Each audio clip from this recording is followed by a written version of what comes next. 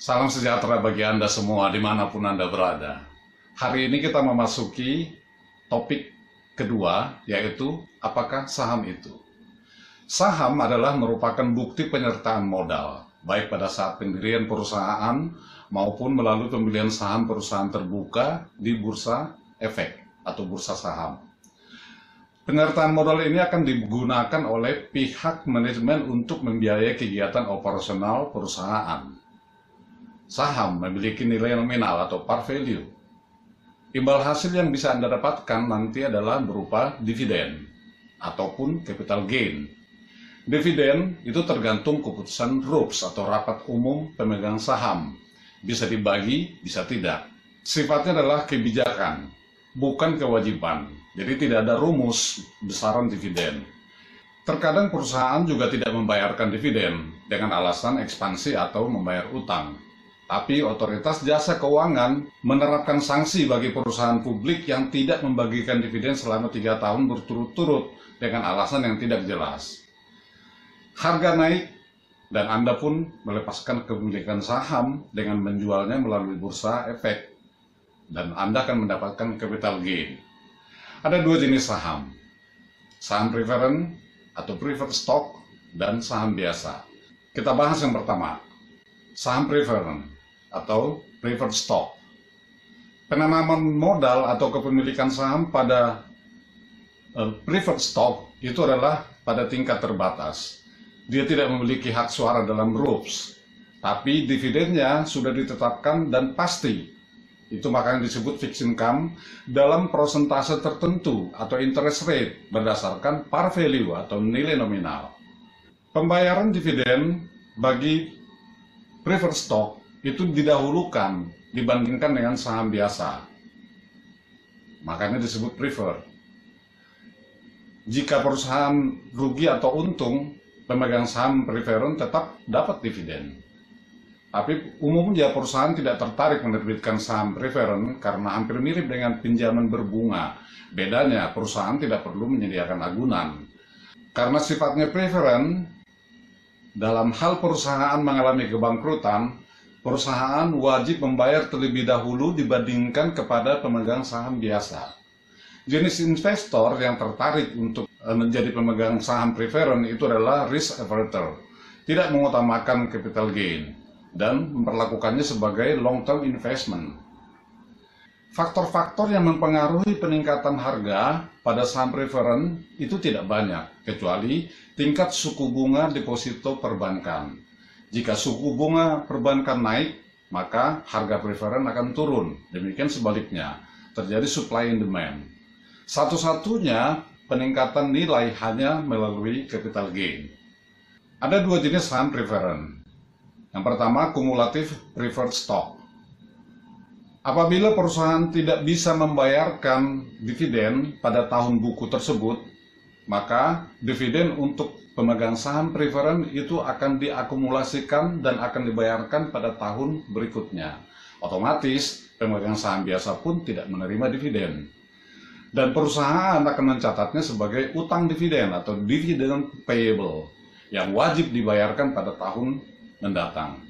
Selama dividen pemegang saham preferred belum dibayarkan oleh perusahaan, maka pemegang saham biasa pun tidak menerima dividen. Perdagangan saham preferred itu sudah mengikut sertakan perhitungan dividen tahun berjalan, sebagaimana layaknya obligasi yang mengandung kupon. Jadi, Anda bisa mendapatkan semacam durian runtuh jika membeli saham preferred yang sudah mengandung bunga. Yang kedua, convertible preferred stock.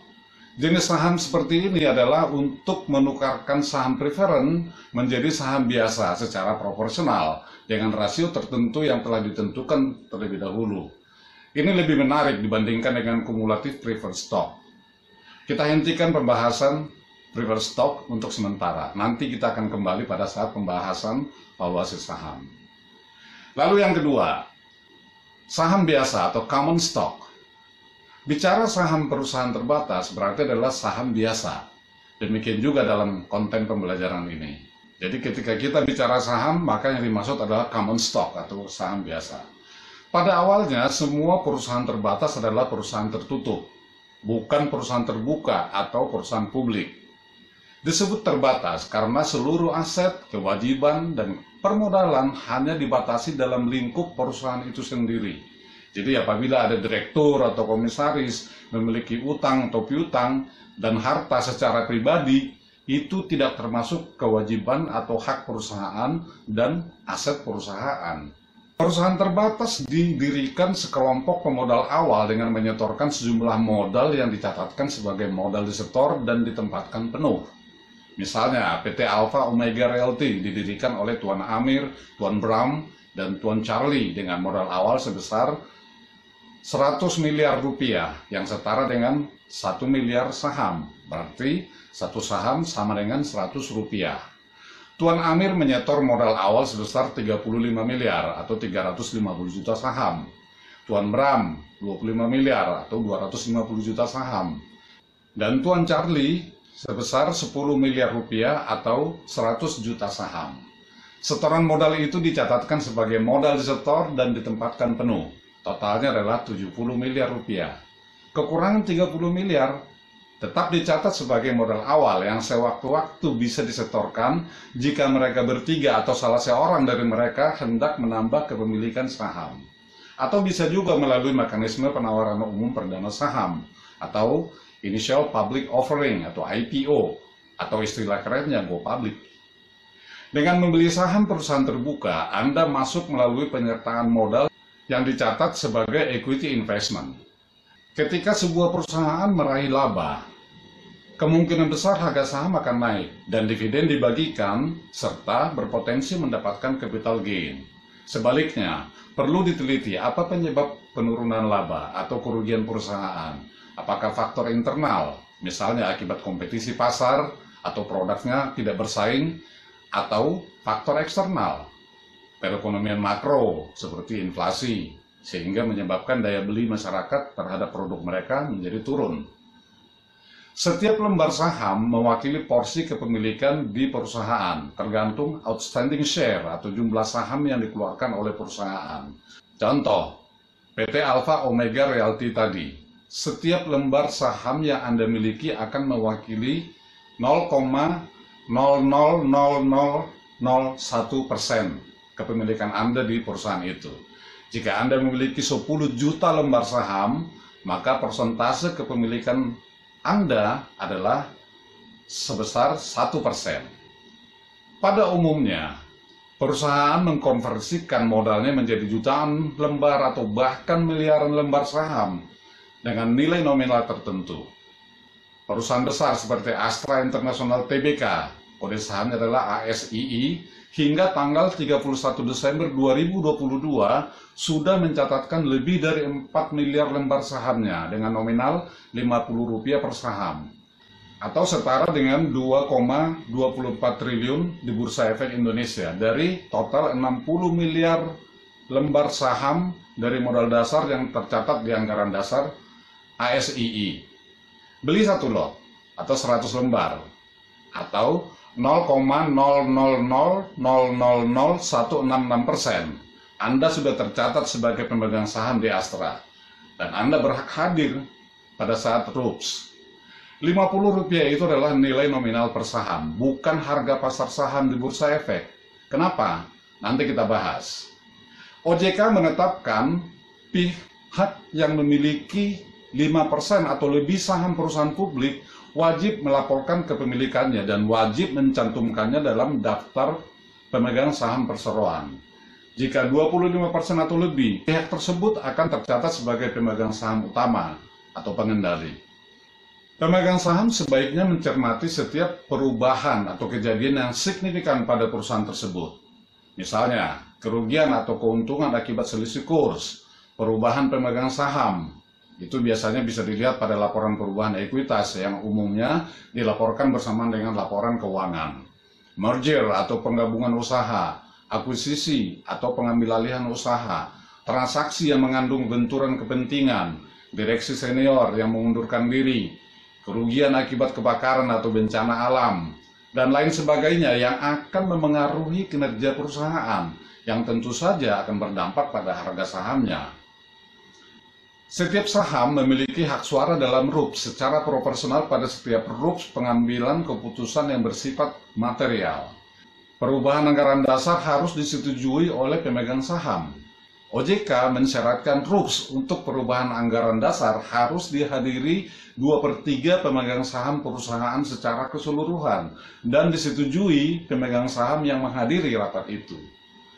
Perusahaan publik juga harus menyelenggarakan RUPS tahunan untuk memberi kesempatan bagi para pemegang saham dalam mengemukakan pandangan dan pendapatnya tentang kinerja perusahaan. Dalam hal perusahaan mengalami kebangkrutan, pemegang saham biasa adalah pihak paling terakhir menerima haknya setelah utang pajak, utang obligasi, utang dagang, dan pemegang saham preferen. Jadi, nasib investasi pemegang saham biasa sangat tergantung pada prestasi manajemen perusahaan. Bursa saham itu memberikan kemudahan perpindahan kepemilikan melalui pasar yang aktif dan dinamis, serta bebas membeli ataupun menjual saham, menjadikannya salah satu instrumen paling liquid di antara instrumen investasi individual. Harga pasar saham salah satunya ditentukan oleh hukum permintaan dan penawaran atau supply and demand. Jadi semakin banyak supply atau semakin banyak orang menjual, maka harga akan turun. Sebaliknya, semakin banyak permintaan yang mencari atau memburu saham tertentu, harganya akan naik. Pertanyaannya adalah, berapakah harga wajar saham agar Anda bersedia membelinya? Jawabannya adalah analisis fundamental. Nilai sebuah perusahaan atau enterprise value ditentukan oleh kesuksesan atau kegagalan manajemen perusahaan di dalam mengelola aset untuk menghasilkan laba. Laba meningkat, nilai perusahaan akan naik, diikuti dengan kenaikan harga sahamnya. That's so simple. Peningkatan nilai perusahaan menimbulkan keyakinan investor bahwa berinvestasi pada perusahaan itu sangat menguntungkan. Return on investment atau ROI didapatkan melalui peningkatan harga saham atau capital gain, selain melalui dividen. Banyak hal yang perlu dianalisis sebelum memutuskan untuk membeli saham perusahaan. Antara lain, pertama, earning per share, berapa laba per saham. Kebijakan dividennya bagaimana. Kemudian dividen per share atau laba per saham yang dibagikan berapa. Kemudian besaran laba yang ditahan atau retained earning, dan untuk apa saja penggunaannya. Company growth, berapa pertumbuhan laba dan dividen dari tahun ke tahun. Meski tidak wajib membayarkan dividen, perusahaan-perusahaan yang sudah matang atau mature company tetap melakukannya. Pemegang saham perusahaan seperti ini berfokus pada dividen tunai. Sebaliknya, pemegang saham perusahaan yang bertumbuh atau growth company cenderung menginginkan laba perusahaan ditahan agar bisa melakukan ekspansi dengan harapan dapat meningkatkan nilai perusahaan di masa mendatang, yang pada akhirnya akan menaikkan harga sahamnya. Terkadang perusahaan juga memberikan atau membagikan dividen dalam bentuk saham. Meskipun tidak meningkatkan persentase kepemilikan Anda, namun juga tidak terdilusi. Karena apa? Saham yang diberikan kepada Anda itu adalah yang diambil dari portefel. Nanti kita bahas. Terima kasih.